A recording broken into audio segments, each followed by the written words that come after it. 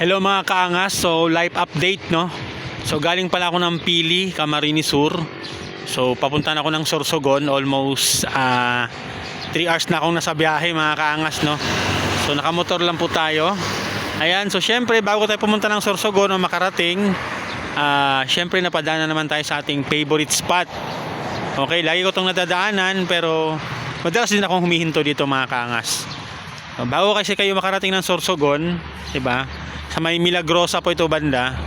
Ayan, makikita nyo po ito. Tabing kalsada lang po ito mga kaangas. Ayan o. Favorite spot ko talaga ito pag napadaan ako dito mga kaangas, especially pag pagod ako, 'di ba? O may iniisip, 'di ba? O medyo may problemang alam mo na pinagdadaanan minsan.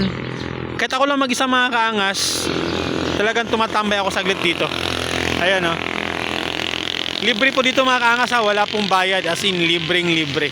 Syempre maging responsable lang din tayo kung may dala tayong mga pagkain, inumin o ano man.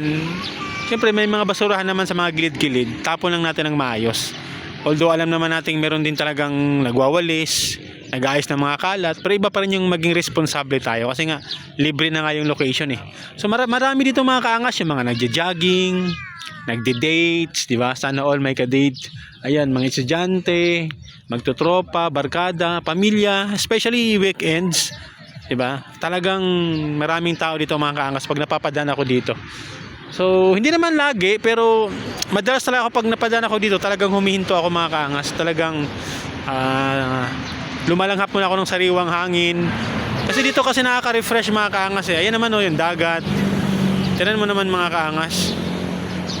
Ayan.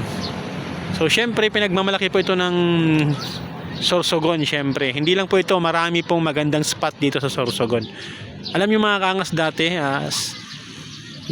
nung medyo bata-bata pa ako, sa comics ko lang ito nakikita eh. Sa catalog ko lang nakikita itong Sorsogon. Diba? Na never pa sa sumagi sa isip ko na mapuntahan ko o dito magtrabaho. Diba? Hindi naman sa hindi sumagi, pero yung hindi ko expect na sana nakikita ko lang dati. Naalala ko mga kaangas nung sumakay ako ng aeroplano, Cebu Pacific that time. Manager pa ako doon sa isang appliance center. Baga may meeting din kami noon. Nakita ko yung catalog nila. Nakita ko yung Donsol Sorsogon. Sabi ko, ano kaya itsura nito or gaano kaya kaganda ang lugar na to? Well, alam kong maganda talaga. Way back 15 years ago na siguro yung mga kaangas, no? So, wala pa ako dito sa bago kong trabaho ngayon. So yun lang, parang nasa comics ko lang dating nakikita yung lugar na to. Hindi ko akalaing makapunta. 'Di ba? Unexpected. Dito pa ako nagtrabaho talaga.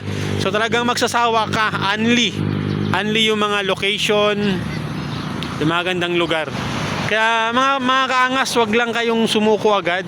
Ipagpatuloy mo na yung mga pangarap na talagang merong twist na mangyayari sa buhay natin pag talagang tayo ay nagpupursige. Okay? So yun lang mga kaangas.